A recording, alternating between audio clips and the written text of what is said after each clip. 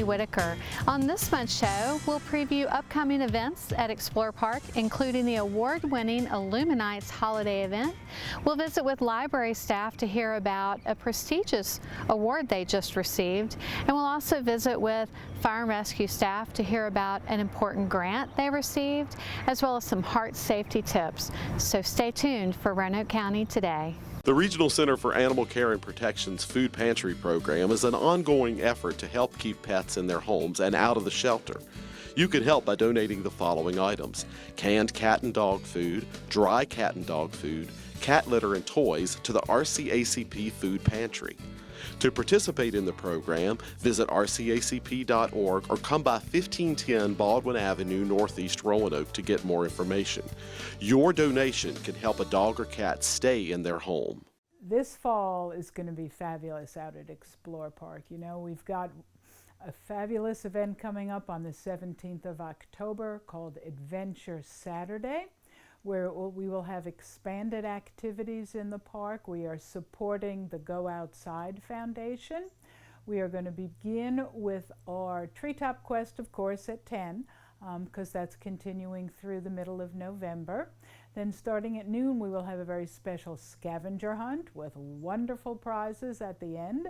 We also have Kids Square that'll be out here with us doing several different kids activities. They do a fabulous, fabulous job. We will have Night Zip when we get into the evening hours. And then very special treat, we are going to have a concert on the lawn of the Brew Tavern with Becky and the Boom Booms. She is a fabulous eclectic mix of blues and jazz and traditional tunes. Really, really enjoyable group that will be with us that evening. So we are really, really looking forward to it. The other thing we're doing too, in conjunction with our vendors who are out here, and again in support of the Go Outside Foundation, is that $5 off of anyone that stays to camp, whether it be with Don's Cabins or Blue Mountain Adventure. $5 off of each one of those will go towards the foundation. And in addition to that, we have special commemorative cups that Twin Creeks will be serving from, and the $1 off of every sale there goes to the Go Outside Foundation. And for some of you that don't know about the Go Outside Foundation, it is an offshoot of GoFest and the Roanoke Regional Partnership, and they do a lot of development of outdoor recreational facilities, and not just in the county, but anywhere in this region. So they are a fabulous organization, and we're doing this in support of that organization as well. Plus, of course, our visitor center will be open with our wonderful gift shop. Lots of artists and crafts in there, as well as general merchandise. But the entire event is free, except, of course, for Treetop Quest and camping. But our other additional expanded activities will be absolutely free that day. Then coming up in November, those of you that were fortunate enough last year to come to our Illuminates, our Explore Park Walk of Lights, we are expanding Illuminates this year. We will start earlier in the season. We will start on November 20th, and we will go for 41 days. Now, we will be closed on Thanksgiving and Christmas Eve and Christmas Day, but we wanted to expand the opportunity for folks and wanted folks to feel that they could come out as often as they like, but they have a lot more opportunity to join us. The other thing that's going to be wonderful this year is we have completely redesigned the light show. So that's going to be another added attraction for folks. It'll be very, very different than what you saw last year. We're even going to be adding a sound and light show. Very, very exciting. We are not going to have the maze this year, but we're going to have a lighted labyrinth with all kinds of new displays. Really, really fabulous show that we've put together for everyone. And in addition to that, we have a wonderful miniature Christmas display that has been donated to us.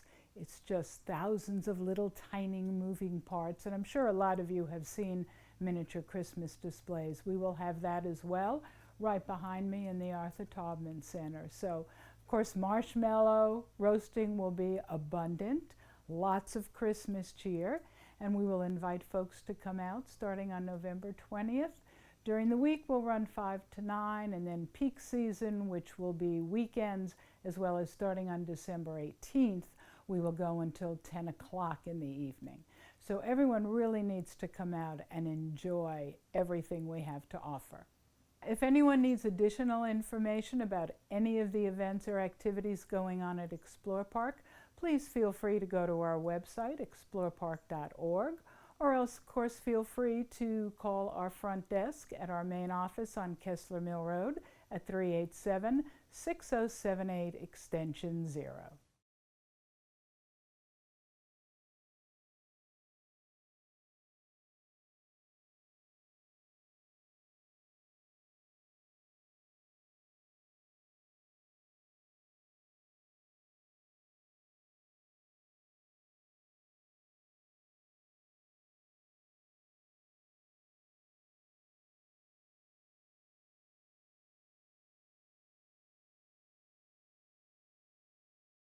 Virginia Library Association, VLA we call it, is the Association of Libraries for the Commonwealth of Virginia, and it's made up of membership libraries in the public, special libraries, and academic libraries, and some school libraries as well, although most school librarians belong to their own association.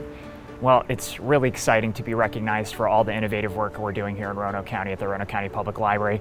This is the first time we've won this award with the Virginia Library Association, but it's not the first time we've won an innovation award.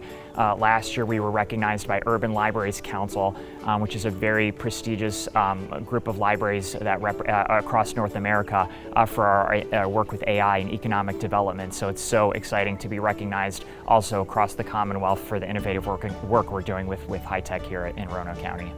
We've been doing a lot of really exciting programming related to AI and high tech in particular here at the Roanoke County Public Library. Over the last couple of years, we were the first public library in the United States to have Pepper, the humanoid robot, which is really exciting. And then last June, we became the first public library in the United States to get a Misty robot from this company called Misty Robotics in Denver or Boulder, Colorado. And we got our Misty before anybody else did. It was part of their developer program, and Misty lives at our Glenver branch library.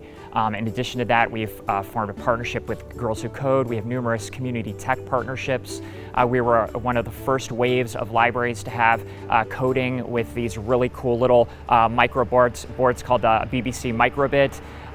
The list goes on and on. We even had our Girls Who Code, one of our Girls Who Code clubs, develop a program for Pepper called My Robot Reading Friend, where kids can come in and read to Pepper, before the pandemic, of course, and strengthen their reading skills, very much like the Pause to Read program. So the list goes on and on. We've really leaned into innovative programming, and we're doing programming that really no one else is doing.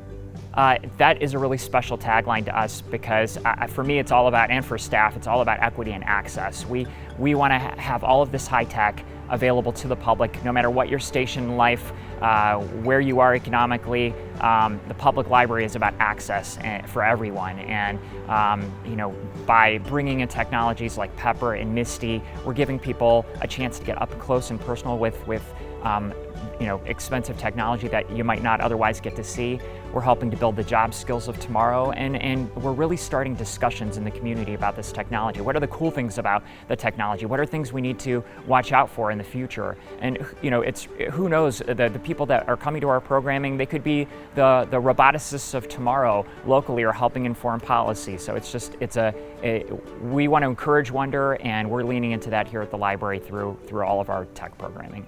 Pre-COVID, we were planning to invite community members in for conversations to talk about libraries' place in the community, our values about helping people navigate this world where privacy is less easily had than pre-technology, and also just provide equity and access. And from those community conversations, we were going to really look to design future programming and even design some library policies around it. So we're hoping to get back to those.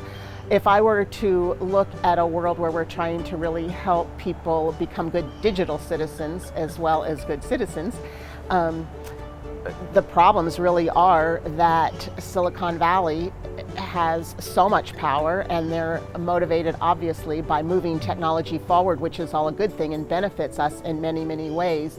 And yet we are all now kind of products of a lot of the different platforms we use. So we would like to help people really be aware of what it means when you hit like on Facebook or when you do a Google search, and how those things are can sometimes become very limiting instead of giving you a broader range of information that you're able to find.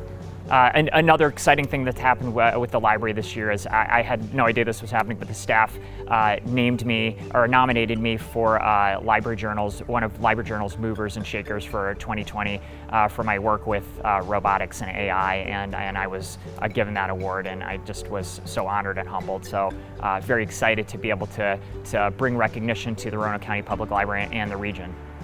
The best place to find information about the library system is to go onto our website, rocolibrary.org, and there you can link to all the different locations. You can get to the calendar to see what's going on, and despite still mostly being our buildings being closed, we have lots of virtual programming happening and other fun things going on. So it's just of course all of our books and electronic books are found there too.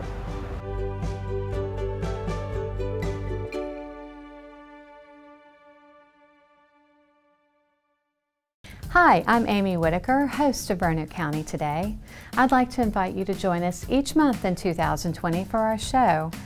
Each month, we visit with county departments to learn how Roanoke County is working for you, our citizens. We will take you to events and talk about issues that are making news in Roanoke County. Watch live on Roanoke Valley Television or from our websites. That's Roanoke County Today each month in 2020.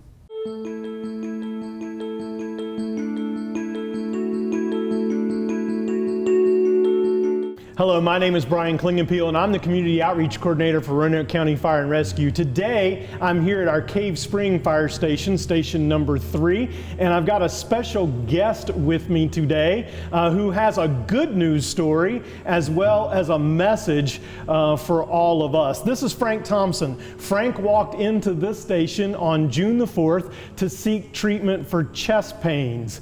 And I want Frank to tell us his story today, and as he does that, I think we're going to be reminded about some things that we've probably all heard before when it comes to chest pains, but I think Frank can really make those hit home for us today. So we're going to do that, and then Frank is also going to have a chance to be reunited with the paramedics who treated him that day. So Frank, tell us what happened on June the 4th. Well, my story begins 4 days before June 4th on Sunday, May 31st, 2020. I was out doing some light yard work, and unbeknownst to me, I had a heart attack. Now, I had all the classic symptoms. I had the chest pain, I had the sweating profusely, the lightheadedness, had all of those symptoms, but I had no prior history of any heart-related issues. I had no symptoms. The night before, I had cut my grass with no symptoms. So in my mind, and throw in a little male denial, it was anything other than a heart attack. It was, I'm experiencing these chest pains from a pinched nerve or something I was doing out in the yard. Right. So after a period of time, my wife, she found me. My wife, Mary Beth, she found me in distress. And she wanted to call 911 then. And many times she asked, I convinced her not to. Right. So 45 minutes into the start of it, the pain subsided, the symptoms subsided, but it left me very lethargic, weak, and obviously not feeling very well. Right. And this went on for 4 days. Okay. I did not seek treatment. I kept telling her this will pass. So those 4 days, I felt very lethargic, very weak, almost felt like I had the flu. Right. So luckily I woke up each and every day. Right. On that Thursday, I happened to be on the phone with a colleague of mine, Amy King. She's an IT director where I work. And as we were talking, she obviously noticed the weakness in my voice. And she said, Frank, what's the matter with you? What's going on? And I was like, well, I just feel like I'm in low gear and I'm, feel lethargic. And I said, I feel like I got the flu. Right. And then I, told her what happened Sunday. I told her the symptoms that I was having. Well, then there was a pause, and Amy says, Frank, it sounds like you've had a heart attack. Right. And I was like, I didn't have a heart attack. That's not what this is. I've got the flu. And she goes, Frank, she was, pleading with me, call 911, get the rescue squad to your house. Right. And I'm like, I'm not calling the rescue squad. I mean, I'm just, I don't want to be the center of attention in my neighborhood, keel over and pass away, but don't be the center of attention. Yep. So, yeah. So then she said, well, then go there. Right. Go there and let them assess you. Right. So I reluctantly agreed to go, and my wife and I got in the car and drove here, where Josh Long and Justin Ratliff and the team actually met me here at the bay doors. Right. And I told them my story. Right. So they said, well, let's hook you up and see what's going on. So they hooked me up, and within a few minutes to the EKG, and within a few minutes, I believe it was Josh, he pulled the tape and he looked at me and he goes, Mr. Thompson, it's my opinion that either you recently had a heart attack or you are still having a heart attack. And we suggest that you get to the hospital immediately, and we can take you and we can get you there quickly. So, I mean, if it wasn't for my mask, they would have seen my jaw probably hit the floor. It's the only thing holding because I was like, what is going on? Right. So I kissed my wife, Mary Beth, goodbye. They loaded me up in the ambulance, and lights and sirens, I went off to Carilion Road Memorial. Right. And then the whole time we were going, but Josh and Justin kept me very calm, kept me very comfortable the whole way there. They coded me as a heart patient. Okay. And they, by doing so, got me to bypass the ER, and Josh and Justin took me straight up to cath lab, where they inserted the cath, and what seemed like just a few minutes, there was a doctor beside my head saying, Mr. Thompson, we're telling you because you've got one coronary artery that's 100% blocked, and you got another one that looks like it's almost fully blocked, about 95%. And we're recommending for you to have open heart bypass surgery. And I just kind of went, what is going on? Yeah. So, a few minutes later, I'm on my way up to Carilion ICU, cardiac ICU, where I was in ICU and PCU for 9 days. Okay. I did have open heart double bypass surgery, and I am continuing to recover today. You look great. Thank you. And I feel good. Remarkably well, actually. Yeah. Yes. You're doing wonderful. That is so good to hear. What is it you would like everyone else to know that could maybe help them out if they ever find themselves in a similar kind of situation? Well, one, don't be foolish like I was. Don't wait. I know how lucky I am. I really do, because I waited so long. But don't wait. Don't even hesitate. If you experience any unexplainable chest discomfort or pain, or even something that feels like severe indigestion right in the middle of your breastbone, which I had Sunday morning, and ignored it. Right. Please don't hesitate. Pick up the phone, call 911, get the rescue squad to your house.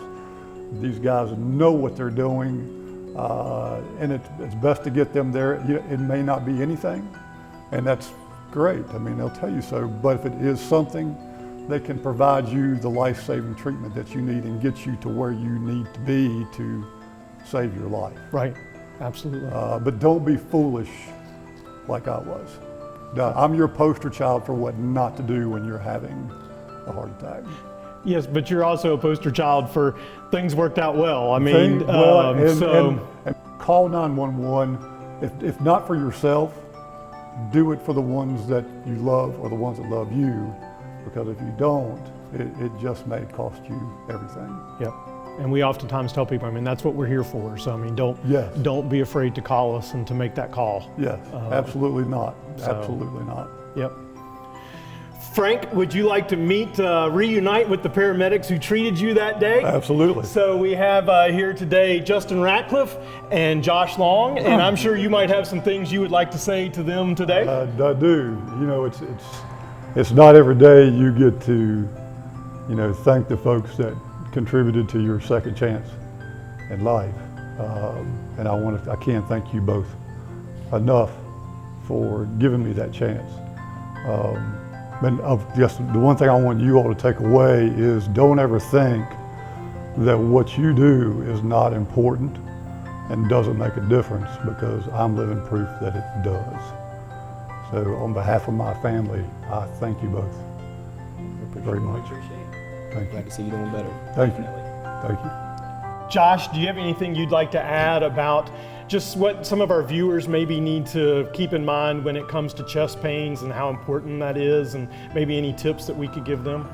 Yeah, so anytime you have chest pain or shortness of breath, male's left arm pain, female's back pain, take it serious. Call earlier rather than later. If I remember right, Frank, I think you waited 2 days. 4 days. So, you know, the earlier you call, the earlier you get treated. So that's really the main thing. Okay. Thank you both for what you do. Thank you for everything you do.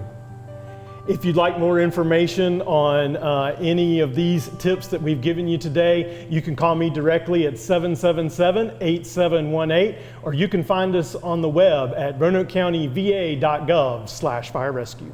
Our four-legged friends make us smile all year long. Isn't it time we return the favor? The Regional Center for Animal Care and Protection needs your help to help keep these pets happy and healthy. Our goal is to keep pets in loving homes and out of shelters.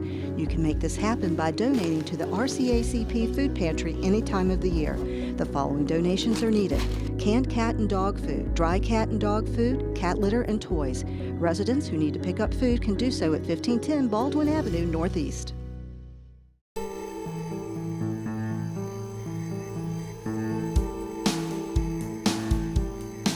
Yes, the SAFER grant is a specialized grant through the Department of Homeland Security. It is specifically designed to go ahead and allow departments to hire firefighters for frontline positions.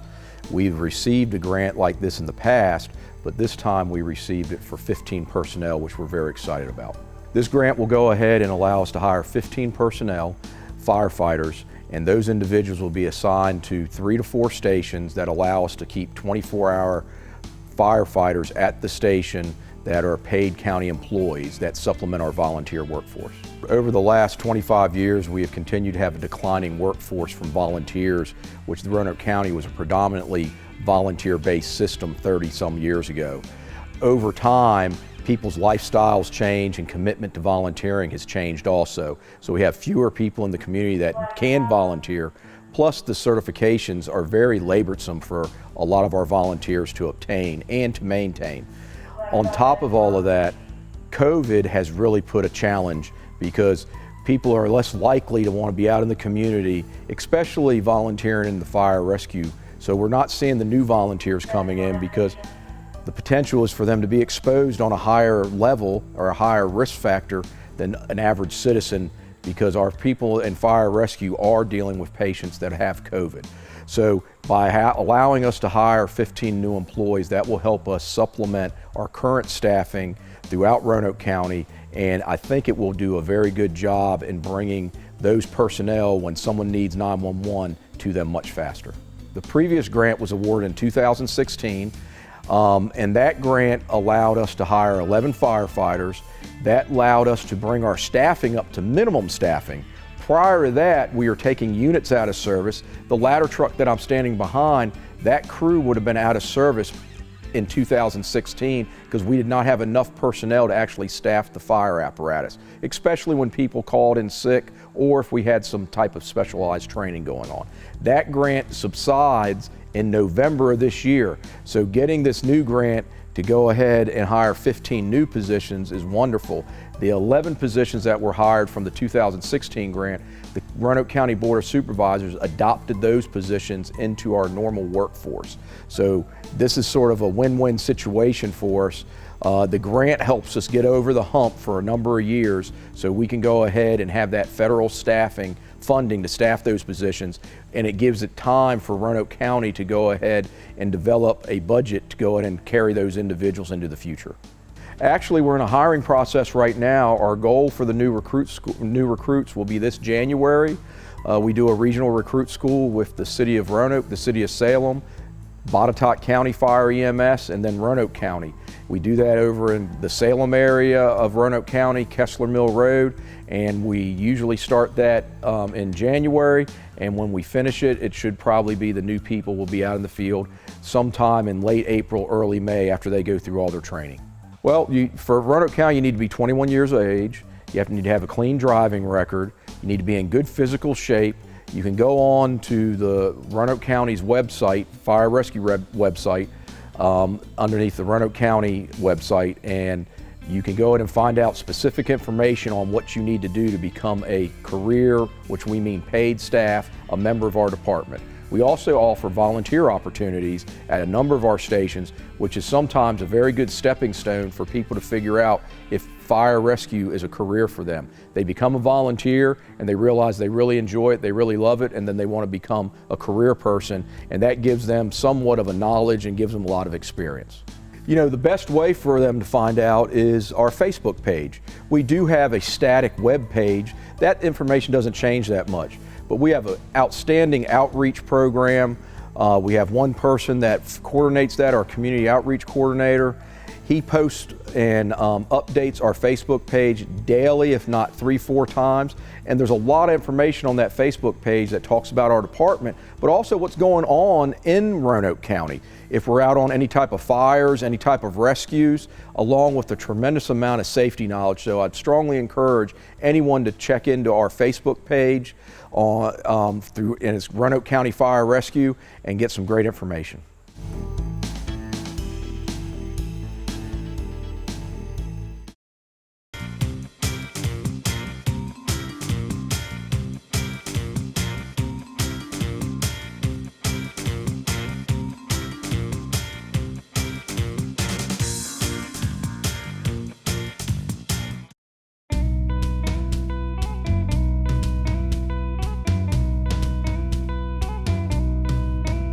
Renault County Public Libraries are beginning to reopen.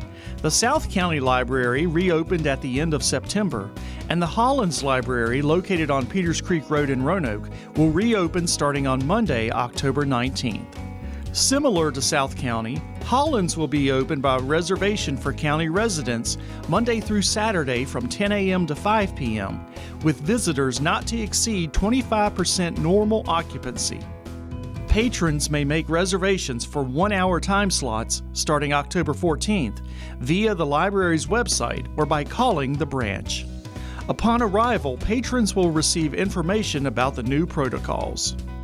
Masks are required for anyone over 3 years old and will be available for free along with hand sanitizer and sanitizing wipes.